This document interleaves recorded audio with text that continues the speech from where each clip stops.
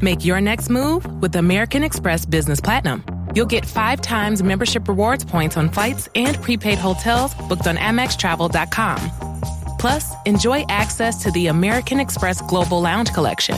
And with the welcome offer of 150,000 points, your business can soar to all new heights. Terms apply. Learn more at americanexpress.com/business-platinum. Amex Business Platinum. Built for business by American Express. This episode is brought to you by Audi. The road is calling. Embrace the thrill of the drive with the all-new, fully electric Audi Q6 e-tron. Featuring effortless power, serious acceleration, and advanced Audi tech. It's not just a new EV. It's a new way to experience driving. The all-new, fully electric Audi Q6 e-tron is here. The next chapter of Audi starts now.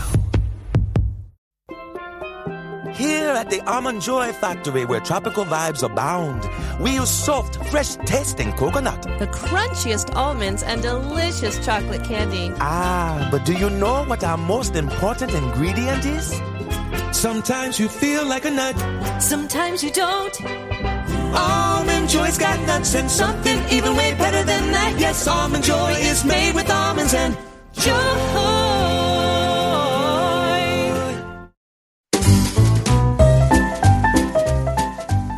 You're listening to the Animation Addicts Podcast with the Rotoscopers, episode 313, the Garfield Movie. I'll have the mushroom ravioli.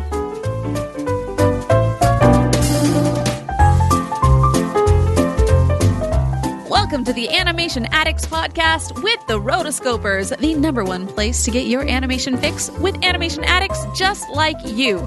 Each episode, we dive into the wonderful world of animation featuring Disney, DreamWorks, Pixar, and everything in between. From hilarious discussions and movie reviews to interviews with industry insiders, this show's mission is to brighten your day through our love of animation. So hop on your nerdy couch, grab some snacks, and get ready to hang out with your animation besties because it's time to dive into today's episode. Hey there, animation addicts. I'm Morgan Stradling. And I'm Chelsea Robson. Chelsea, what is your favorite type of Italian food? The salad. I can't have Chelsea. Oh my gosh. If you could eat if I that could food. eat that food without getting sick afterward. Let's see. Definitely any kind of ravioli is I like it. Mushroom? Yeah, I can do mushroom. I can. Did you catch the joke that come on, the mushroom ravioli? Twilight? Oh yeah. If there's mushroom ravioli on a menu, I will order it every time in honor of Bella. Perfect. Yes. Yes, so we are talking about our favorite lasagna-obsessed feline. Today we are talking about the Garfield movie, which the full title is The Garfield Movie. There's been another one that came out previously. This one's the 2024 version. Came out a few months ago. And we saw it initially and we had it on deck, but because of scheduling, this didn't end up happening until today. So we are excited to sit back and talk about everyone's favorite furry tabby cat and his friend and his pals and new pals that we meet along the ways. But before we do, we mentioned this last episode, but Amazon has revamped their Amazon Prime for Students program. Now it is called Prime for Young Adults. So you get the same exact benefits as you do with a regular Amazon Prime membership, except for you get it at a sweet, sweet discount. Right now they are giving you a 6-month trial for free, so you can test out Amazon Prime for 6 months to see how you like it. You also get access to all of their different entertainment and streaming services, in addition to the 2-day Prime shipping. Lots and lots of benefits with Amazon Prime. So basically, I mean, this is how they get you, right? You get the 6 month, you get hooked, you love it. And then once you love it, you decide you want to continue, then you can get 50% off the normal Prime price, which is incredible because it's only $70 a year. If you're buying a lot of things, the convenience of having it shipped to you is amazing. If there's certain shows on Amazon Prime that you love. So this is a great, great way for you to get in. So young adults 18 to 24, or obviously, if you're still a student, you can access this as well. Go to amazon.com/PrimeYA to sign up. And by doing so, you help support the show. This episode is brought to you by Indeed. When your computer breaks, you don't wait for it to magically start working again. You fix the problem. So why wait to hire the people your company desperately needs? Use Indeed's sponsored jobs to hire top talent fast. And even better, you only pay for results. There's no need to wait. Speed up your hiring with a $75 sponsored job credit at Indeed.com/podcast. Terms and conditions apply. Imagine what's possible when learning doesn't get in the way of life. At Capella University, our game-changing FlexPath learning format lets you set your own deadlines so you can learn at a time and pace that works for you. It's an education you can tailor to your schedule. That means you don't have to put your life on hold to pursue your professional goals. Instead, enjoy learning your way and earn your degree without missing a beat. A different future is closer than you think with Capella University. Learn more at capella.edu.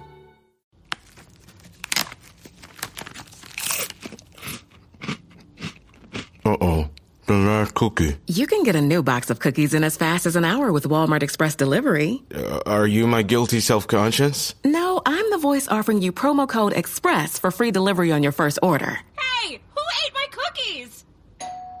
You mean, these cookies? Order now. Welcome to your Walmart. Promotion valid for first express delivery order. $50 minimum subject to availability. Restrictions apply. All right, so we are talking about the Garfield Movie 2024. Let's talk about the different folks and studios involved.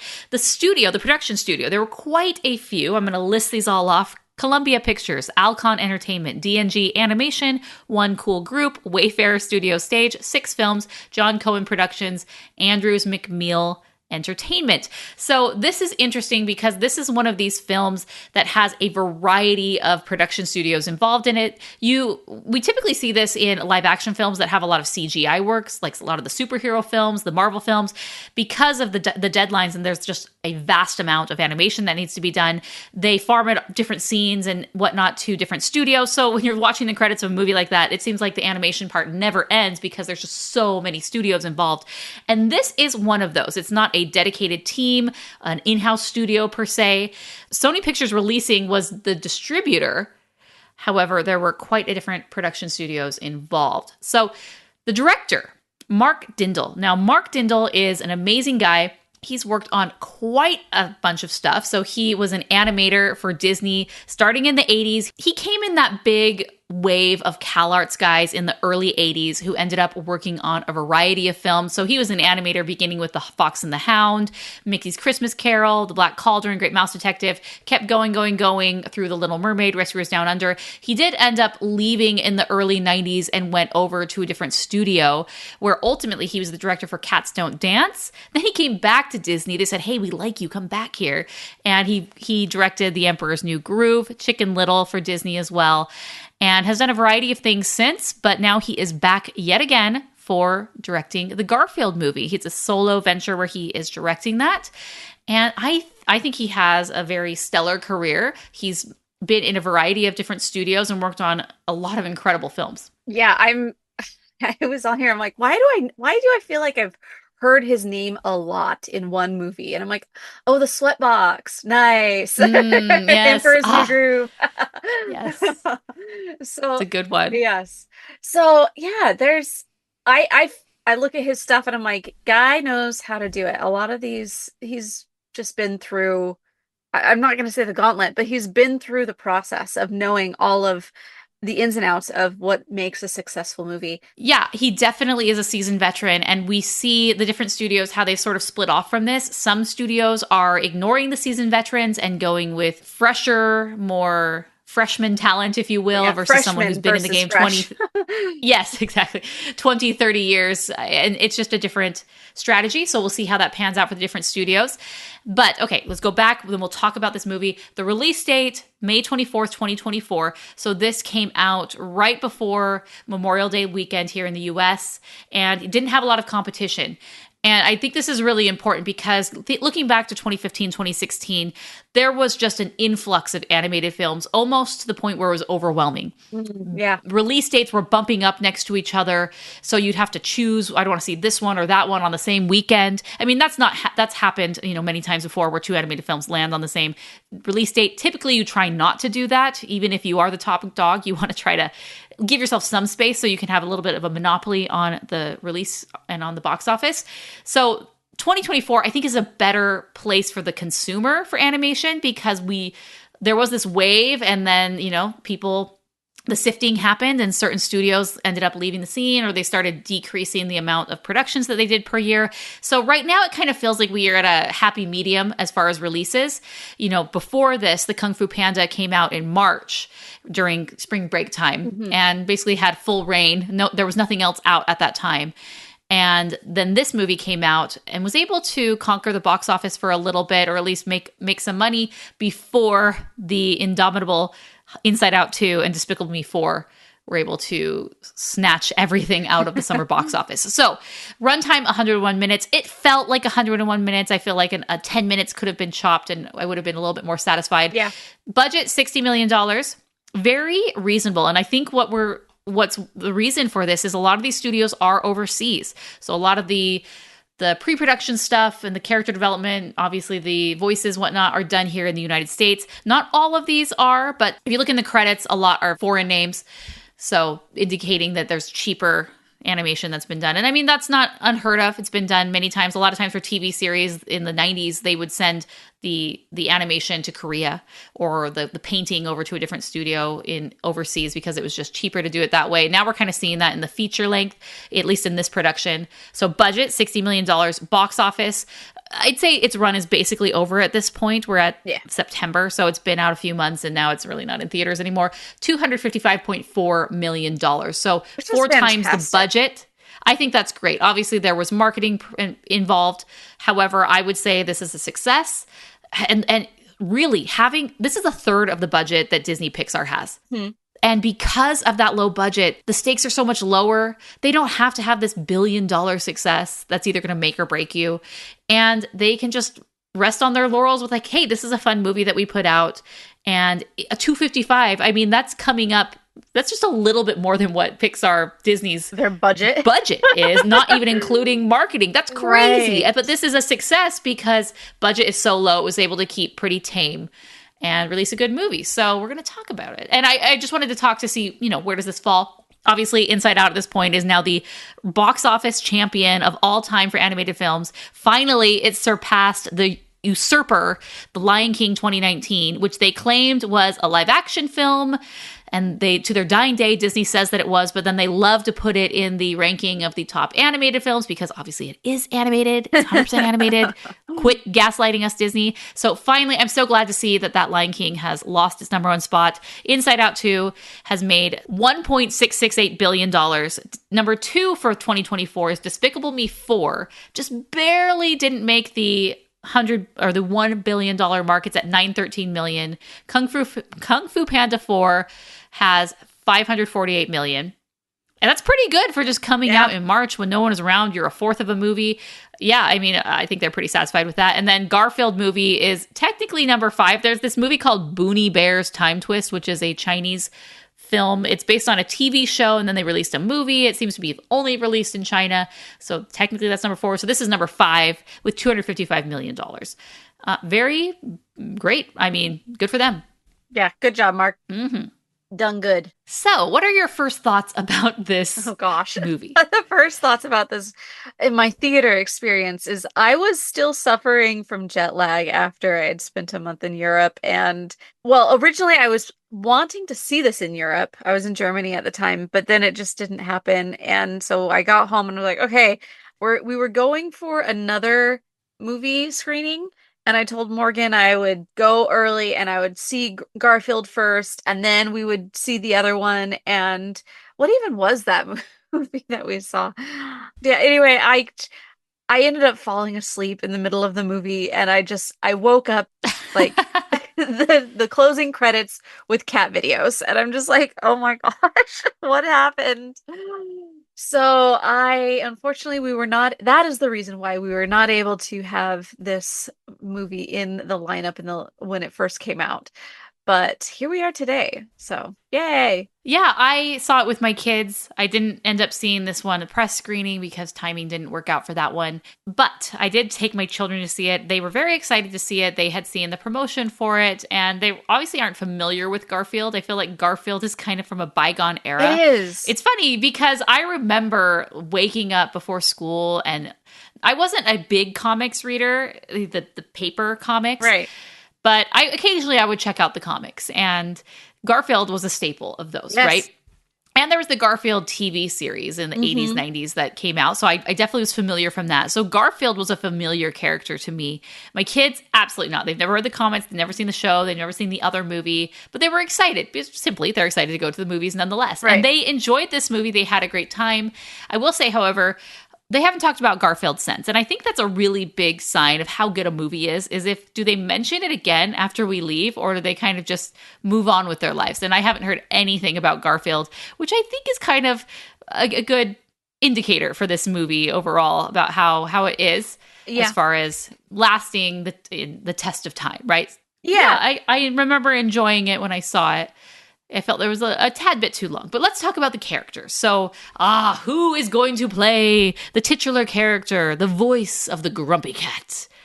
Chris Pratt is picked. And we talked about Chris Pratt in one of our episodes, The Awkwafina Effect. And at the time, we said, he's the female version of Awkwafina. But then in our most recent episode, we just... Gareth had a voicemail, and he informed us, actually, no, he kind of fits in this different thing. And I definitely agree with that. He's just more of this like A-list celebrity who just gets all the roles because he's him. Yeah. And so he got Garfield, and I think he did fine as Garfield. He didn't, I don't know, am I remembering this incorrectly? I feel like Garfield was always this really grumpy guy. Yeah, and it was a very different vibe, I felt like, with the movie than what I would have remembered with even the cartoon or the comic strip. I also would read the comic strip, and I just remember there was a lot of it had to do with, I don't know, who was this even geared to in the papers? Was it geared to the kids? Was it geared to a parent getting ready for Monday? Like, I don't know. But I do believe that it was a lot more, the comic strips were a lot less goofy, a lot less like, hey, hey, hey. Uh-huh. And so because of that, it didn't really feel like Garfield.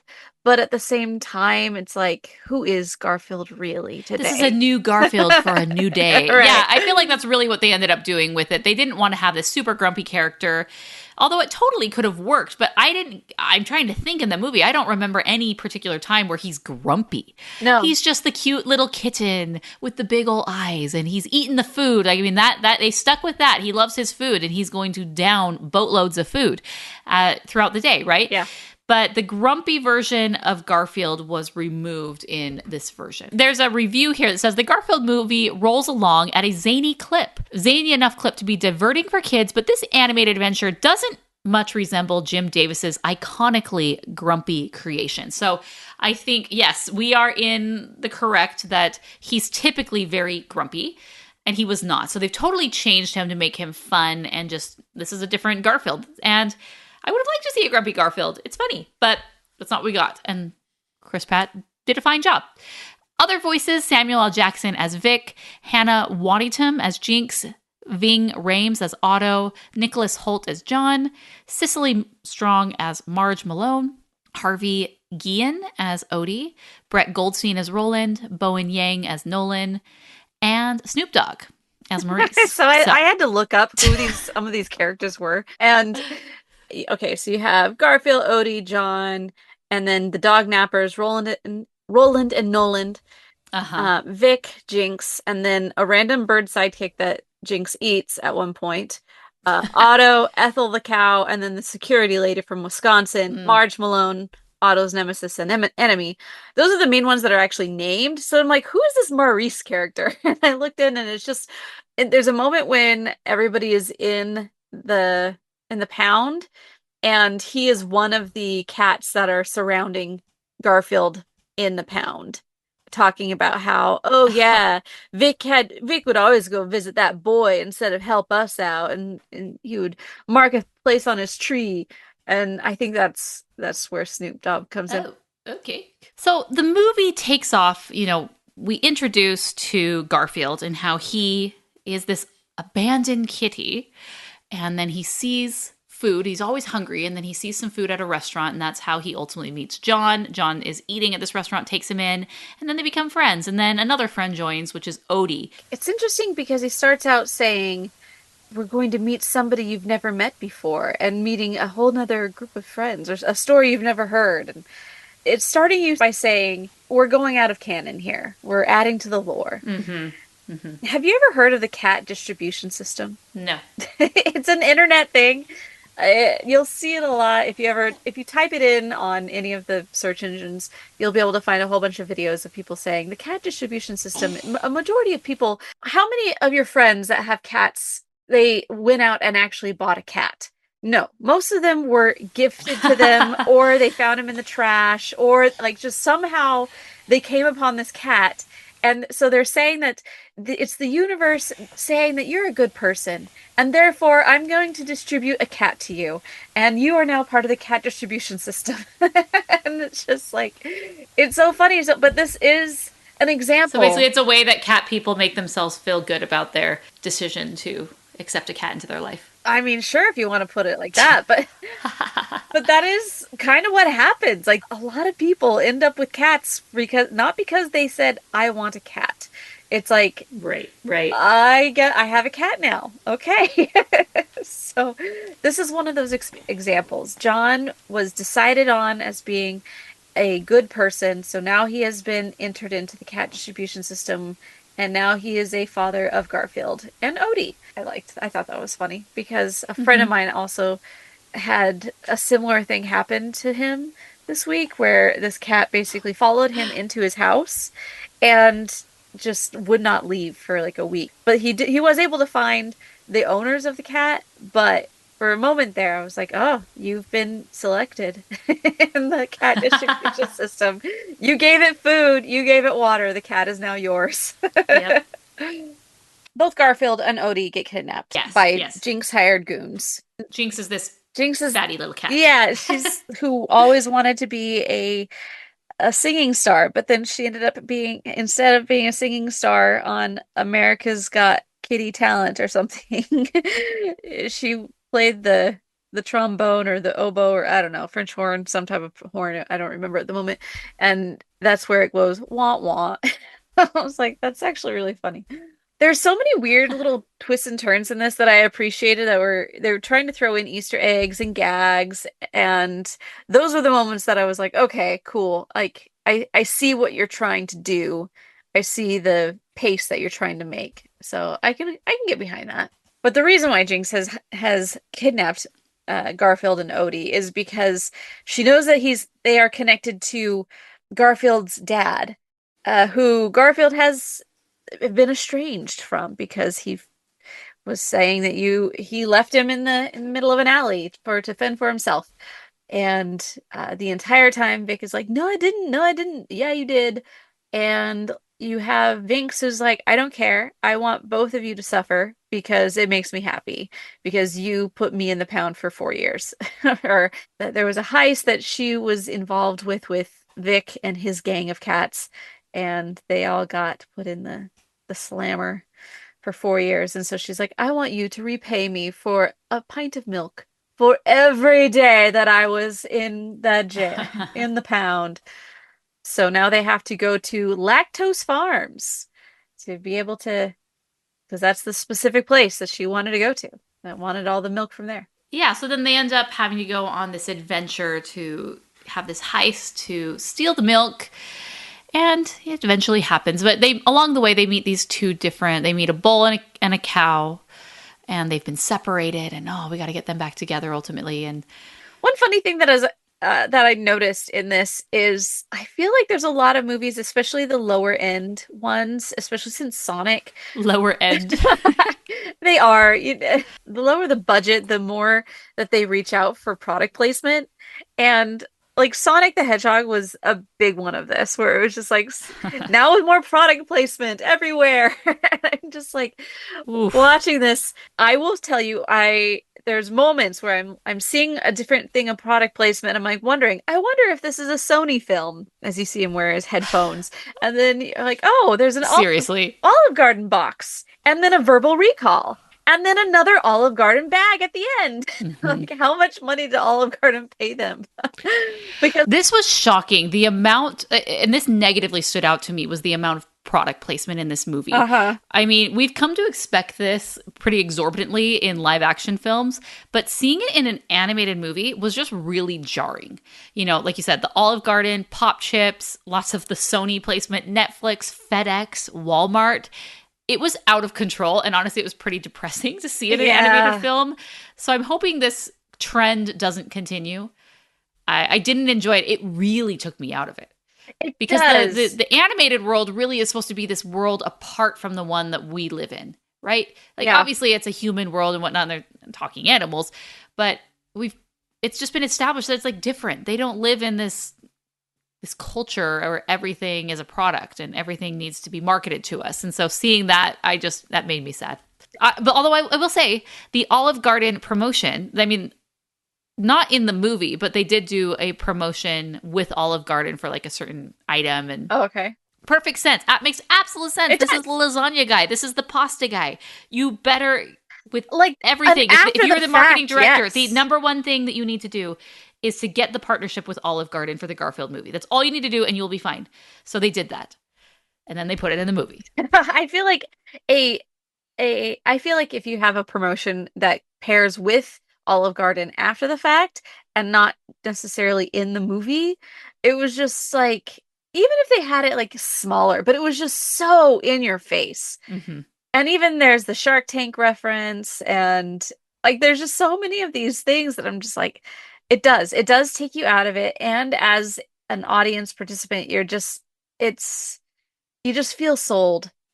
Like, who's winning? Who's getting the money out of this? I'm paying you, but I'm also being sold. I'm paying to be sold, and I don't like it. So those are things like, try not to do that again, people, please. Yes. I will say though, when they go to the Italian spot that he always goes to, I was wondering, like, there's a moment where John is looking around and he's a single guy at a Italian restaurant, and he sees all these families around and thinking, oh, I wish I had a family like that. But it's like, there's a moment where they're looking and there's this family playing Heads Up. Like, do people do that at restaurants? Like, what? I have not seen people do it at restaurants, but I have seen people do it in lines at Disneyland. I have seen it in person. Usually when you're waiting around for something. So it's not unheard. I don't think I would be shocked to see someone playing Heads Up as you're waiting for your meal. Trust me, Chelsea. Okay. You've had kids. Yeah, I guess. After a certain period waiting, you're like, oh my gosh, what game? Okay, the salt shaker. Okay, we're gonna play soccer with the straw wrapper. We're gonna put it in a little ball, and your salt shaker, like, you are doing anything to just try to prevent them from being hooligans and coming up with games. So you're right. If Heads Up is an option, I mean, I really try to go for the no screen version, but you do what you got to do. Okay, then I'm the wrong. But speaking of last week, we talked about how Japan was getting a lot of people coming in to revitalize their economy. Italy is doing the same. So if you're looking to move to Italy, there's lots of places in the south that will pay you as long as you're willing to move there for 10 years. And they'll help you rebuild a house. So there you go. Just putting it out there. Okay. But I just felt like this movie was, at first, it was slow to get into. And then it was a little slow. It was like really slow in the middle too. But at the very end, right after they get out of the pound and John goes and picks him up at the pound, like, there were a lot of little gags here and there that were like, that was funny. Yeah. Oh yeah, that was funny. Mm-hmm. So it kept the momentum going at least enough to get you through, but it really didn't start getting funny until the very end. And there were several times where I actually did laugh out loud. And so I was like, oh, wow, okay, good job. You got me. But yeah, it was a struggle getting there at first, because there was just a lot of meandering and a lot of characters that you weren't expecting, and you didn't really know what to expect. Yeah, it seems like they had these different ideas, like, oh, they're going to go to a farm and they're going to have a heist at the farm. And so the villainess just feels really weak, and that she was contrived just to insert into the plot to force Garfield and his dad back together to accomplish something together, and then realize that they have this history, as in aka father-child.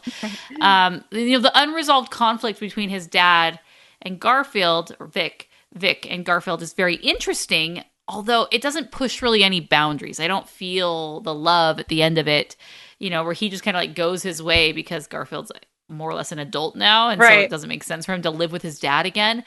But I really did enjoy the times that they were trying to do the heist. I always enjoy a good heist. Yeah. And I felt that Ethel and Otto, the bull, I liked their little, you were rooting for them. You wanted them to reunite, and you felt this long lost lover connection that they needed to be together. And so for Garfield to be that conduit, I enjoyed that.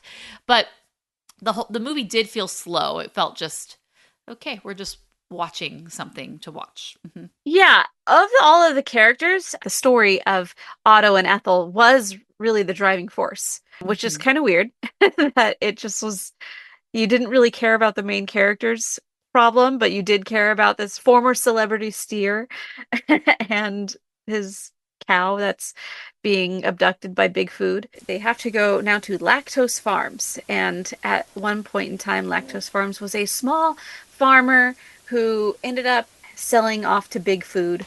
And that was a sad day. I noticed that. And, the Big Food situation. That's how they get you. That's how they get you. Eventually, the farmer wants a payout, or they make it so complicated and hard for the farmer that they eventually just sell out to the bigger players in the market. Or Lactose Farms. I mean, I love a good dairy farm, if they do it the right way and they allow their cows to pasture graze. And yeah, it happens. There's just so many little hijinks in this.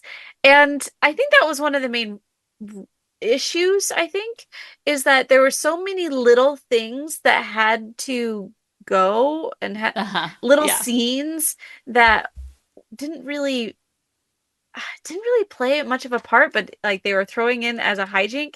For example, as Vic is saying, okay, we're going to jump onto the moving train. What? And he like throws him and he ends up going back, ricocheting off of all of the trees. And it's like, that was actually a funny gag. It actually was, yes. And then he ends up going into the used catapult sales. And he's like, I don't know if this one's going to work. And he throws him back at it. Like, it was a funny gag. I liked it. But it was just like, there are all these little things that, I don't know, I wish that I were a little bit more prepared for what the movie was going into it, because it's almost like Simpson-esque gags. Mm-hmm. The pacing of like what a Simpsons episode does.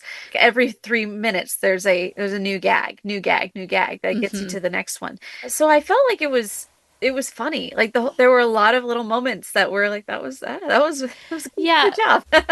They didn't really seem to have a lot of confidence in the source material, which is basically just Garfield, Odie, and John around the house, doing kind of mundane daily stuff, and then he has a funny joke at the end of it or a quip, right?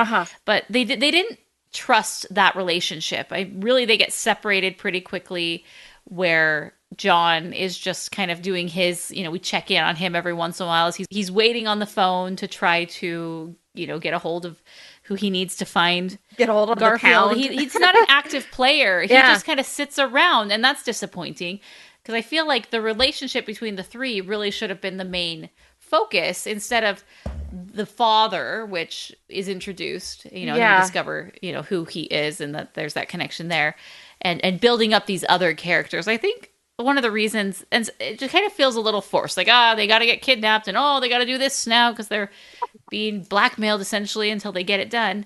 And I don't know. I'm wondering what different version of the movie, if they just would have had the confidence to trust the source material and allow us to just enjoy a fun movie of these three at home with maybe one sideline jinx. Like, why did it have to be the dad that say the biological dad, if you will, versus John, who's the owner for all intents and purposes, is the owner. He's the master. Right. It would have been, but then that would have been more of a John story finding, why couldn't have John gotten kidnapped somehow and Garfield and Odie had to, I don't know.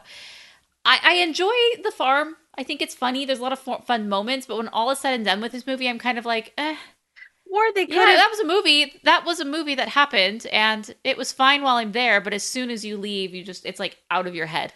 It's not memorable. You don't really need to go back to it. It's not something you're craving. Well, and like lasagna. Honestly, I really didn't even want Vic to live with live with him again. I was like, I'm kind of done with you.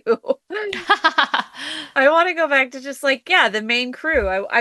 I want it to go back to canon and to go back to the lore instead of now knowing that there's going to be an extra cat in the house. And it's like, it's just, it feels like too much.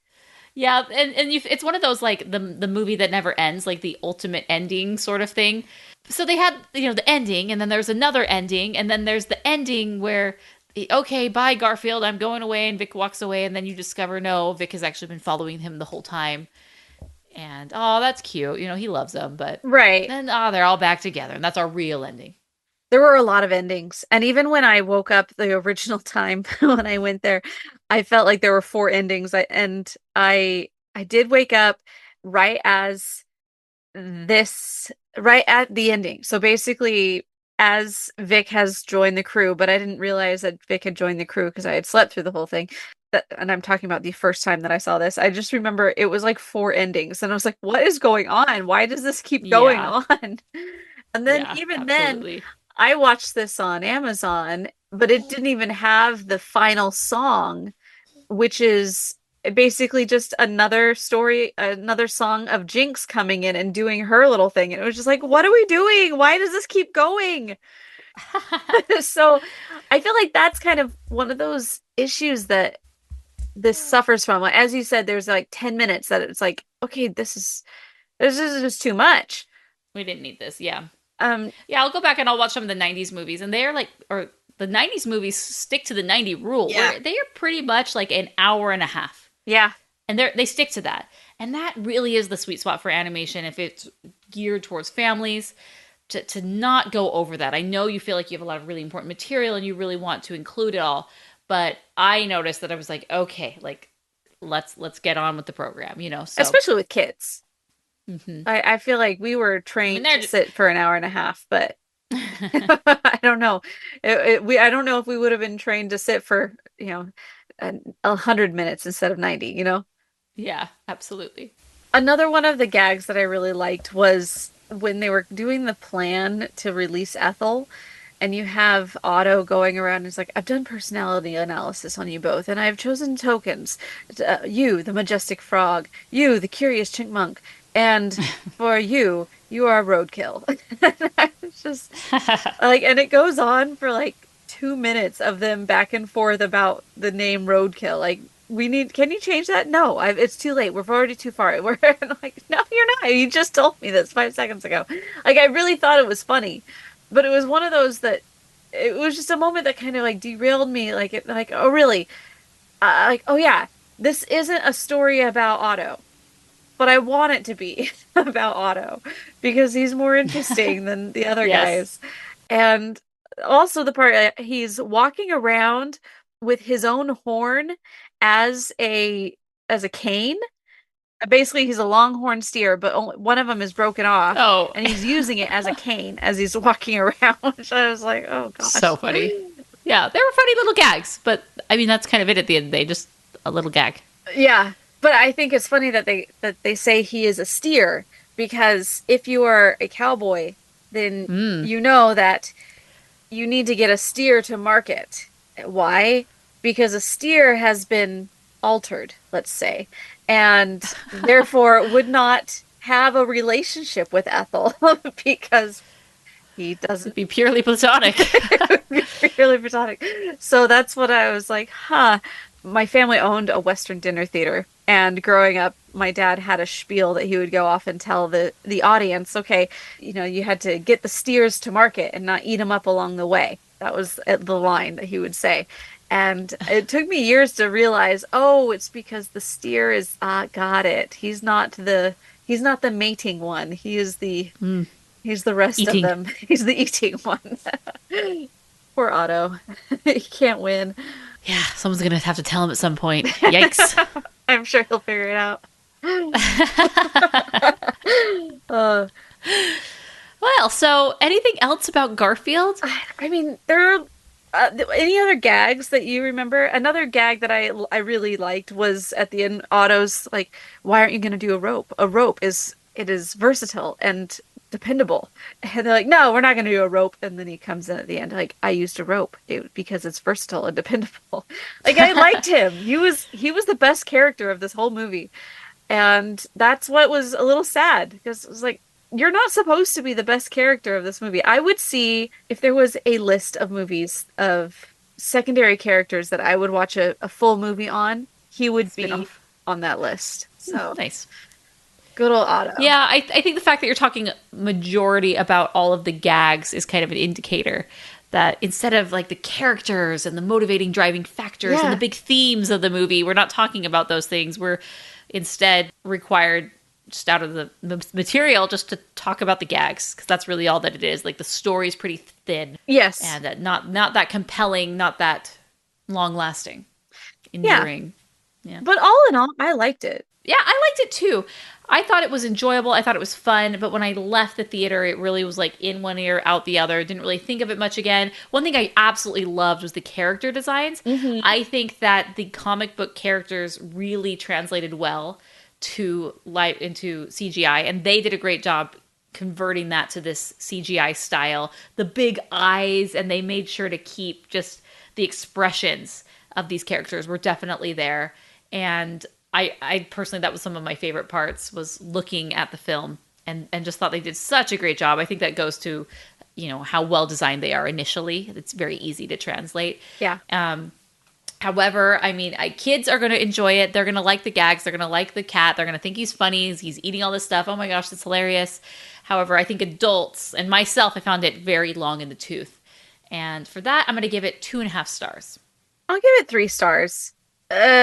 Maybe 2.5, but I'll be kind and say 3 stars, because nice. It was, there were times where I was tired, and even this last time, there was a moment where I was like, I'm going to push pause and take a little bit of a nap, because it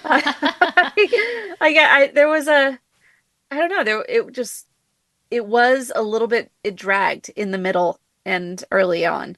And then it was at the end where I was like, oh no, I like this again. But all in all, it was real laughs I got out of the gags. The whole thing was funny. I just wish that the characters were more driven on the actual characters that you want to root for, as opposed to just secondary characters. Mm-hmm. And so, yeah, I'll say 3 stars. All right. Well, let us know your thoughts by going to rotoscopers.com/313 and let us know your thoughts about the Garfield movie. Again, I mean, this was a success financially, and I think people enjoyed it. It was released at a perfect time, and so it did what it needed to do, which was make a little bit of a profit. So I'm happy for that. I think this is generally a fine movie, but nothing to write home about. So just to follow up for our next episode, I know we did mention, this is going to be our big dwellings, abodes, castles, houses. We're going to rank those. We needed a little bit more time, so we are going to have that be our next episode. If you have thoughts or you want to chime in about this, leave us a voicemail, rotoscopers.com/voicemails, or call us at 406-646-6575. I'm going to do several of these ranking and list videos, or not videos, but episodes. I decided that I'm going to involve the audience much, much more. And so I created a page that you can go to rotoscopers.com/rank. It has all of the episodes that we've done that have been a list or a ranking episode. And so that's fun if you want to go in and see some of the episodes that are in this vein on the Nerdy Couch. And also, down at the bottom of the page, you can go and fill out a form that, if you just give us your name and email, and we will set you up as being, every time that I put out a new ranking video or a new ranking episode that's coming up, we're just going to email you, and then you can help us with those episodes, so that everybody has more time and actually goes straight to your inbox of like, hey, help us out and rank these. So on that page, there are already 3 ranks, surveys that you can join in on. And so you have the next one, which is the best animated castles, houses, and abodes. So you can help create the list there. Once I know the whole list, then I'm going to upload it into a tier ranking thing, which you can also help us with that. And then the next after that, on episode 315, my plan don't hold me to it on all of the numbers, but the plan is we're going to do a tier ranking of the best animated animal sidekicks. So Chelsea has been wanting to do this for quite a while. I have been wanting to do both of these for a really long time. Nice. And so I'm very excited about these. And then for our Halloween one, I'm doing a most twisted animated movie villain. And that can be either the best plot twist villain. I mean, obviously twisted. You're obviously. So twisted. It has to be Jafar. Right. Or just plain twisted. So it's a plot twist, or they're just a really good villain. So the best animated villains, we're going to, as far as twisting. And then next one is around the Thanksgiving time. I decided we're going to do the best animated food moments. So you can evaluate like maybe The Lady and the Tramp or Feast in the Spirited Away. So there's a lot of different things that revolve around. You could even be here on Garfield as he is bringing in 6,000 drone orders. Like that's a solid Feast moment. And then in order to celebrate holiday togetherness, because during the holidays we tend to be around our families a lot more. So this is what is the best animated family? Or it could also be like, which family would you like to join for the holidays if you could join into somebody else's family? So those I have. If you would like to be a part of any of those, make sure to go to, once again, rotoscopers.com/rank. And you can vote on whatever is there at the bottom. I have 2 links that are there for surveys that are already 3 that have already been made. And as the next episodes come up, sign up for right below that. You can sign up to receive by email the next surveys as they come up. Awesome. Wow, you've been busy. Busy, baby. Didn't even know that you were doing this behind my back. But I love it, and we have lots of content for future episodes. So get in there right now. If you have a free moment, go to rotoscopers.com/rank. Click on the different surveys. Just fill it out right now. Get it done, and then your homework is completed. Thank you very much. A+ for you. All right, that's all we have for this episode of the Animation Addicts Podcast. I am looking forward to the next one. Thank you so much for joining us for this episode of the Animation Addicts Podcast. We're looking forward to all of these other episodes upcoming. So again, send in your votes, rotoscopers.com/rank. And until next time, we are the Rotoscopers.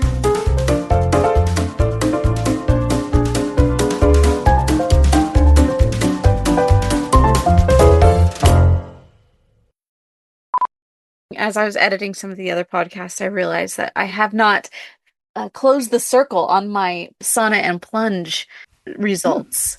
Ah, are you going to do this on the air, or are you just telling me? I'm telling you, and then I'll put it at the end. Okay. Okay.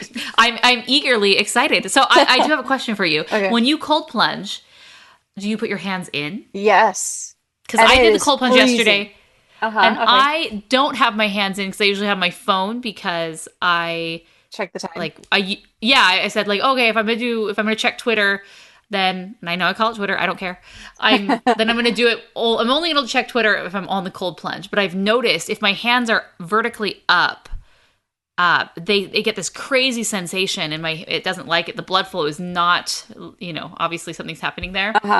And so I've decided, no, I'm not going to do that anymore. I'm going to put my hands in the water and just listen to something, or not listen to anything. That's kind of the. So what I've been doing is, as I go in, my whole body basically, I will go into the pool, and then I'll submerge myself entirely. Most of the time, I try to at least, and then I will come back up, and my hands will be. I tend to hold my hands to my chest because the fingers get very cold and they start to hurt fast. And so in order to get past that, I'm like, okay, I hold them close, and then for a minute. And then the second minute, I kind of let them go and let them fend for themselves during the second minute. But another thing that I find to be very helpful is whatever is being played, they'll always play some kind of Zen wah-wah music, And yes, the sound bath. Yes, the sound bath. And so I will I will end up trying to find a specific note and hum that note because then I'm much more focused on that and I can stay in longer and I end up being more I have very little need to like to go because I'm like I'm trying to make my whole body vibrate at that, and then if it changes then I sing along with it, right? So that is very helpful. And I feel like so the first time I did it for like a week straight every day, and then now I've gone to about 2 times a week, and it has been, I don't know, it's something that has definitely lowered my cortisol levels. And I definitely feel a lot more zen after I leave. And then I don't know if it's actually helped me as far as like, I'm sure it's helped something with my lymph nodes. Because it has to, like you get your blood pumping in that way, then it has to do something. So I feel like all in all, I highly recommend people try it out. And I am the worst with cold. If it goes below 70 degrees, I'm looking for my parka, like a hoodie kind of thing. I'm just like, I am so cold all the time. And even now my feet are a little cold and I should put on some socks. But even me, it's like, okay, I can do hard things. And so if you've never tried it, I'm talking to you, listener. If you've never tried it, you should find a place that does like a sauna cold plunge and try it for like a couple times. And then you'll be able to like, I don't know. It was definitely helpful just in overall mood too. So putting that out there. Closing that circle, because I mentioned it a couple of times ago. And they're like, oh. The cold plunge saga is not ended, but we have some results. You know what I would recommend? Okay. Because this does work your lymphatic system. Before you go into the cold plunge, before you do your cold, hot sessions, you need to open up your lymphatic pathways. And I recommend doing a sequence, which is like the gold standard. It's called the Big Six. It's from this guy a doctor who he's kind of lymphatic drainage and research is his thing. So I'll send you a video on how to do it. It takes less than 2 minutes. Okay. But there's 6 different lymphatic exit points that you kind of stimulate. You like rub back and forth. So one's on your collarbone. And so you rub that back and forth 10 times and then you pat it 10 times. And if you want to take it even further, there's a particular beat, tempo that you can set your metronome to it's preferable, so they say.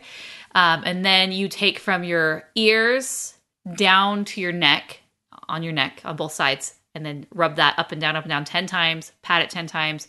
Anyways, there's a few different spots. And at the very end of that, you do these little bounces just on the balls of your feet. So you're not jumping up and down. You're just kind of lifting your heels up and down and doing like a bounce that way. And that, after you've opened up all those different lymphatic points, this kind of forces your system to push it out, because our blood it has its own pump. It's the heart, right? But the lymphatic system doesn't have a pump, so it can get very stagnant unless you're moving a lot, right? So that's why they recommend, walking daily and just exercise. And actually high impact sports are good for your lymphatic system because you're kind of making these bouncing motions.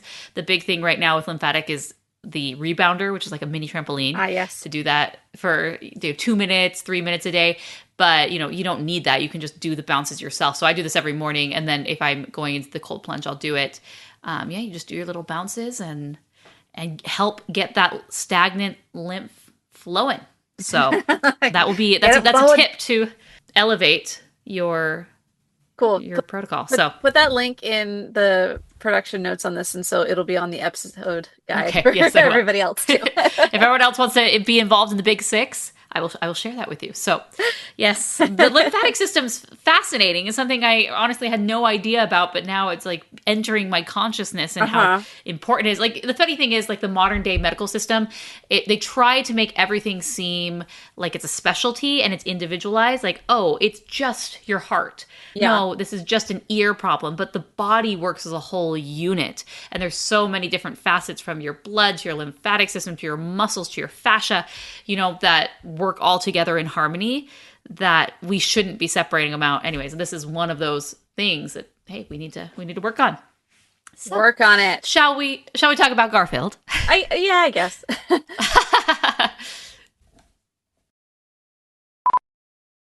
Really, side note, have you seen Snoop Dogg's cartoon? No, I can't say that I have. Okay.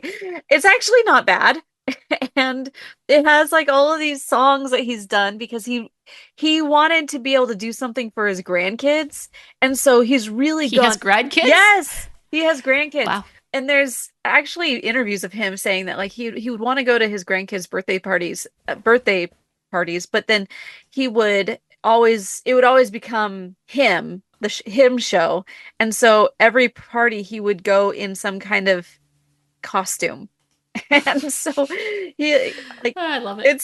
It's just so funny because yes, he has grandkids and he wanted to do something fun for his grandkids, and it is called Doggyland, and he has several different songs on there that are just like, I don't know what to say other than like, okay, I guess this is what it is. But it does a lot of like nursery rhymes for like little kids.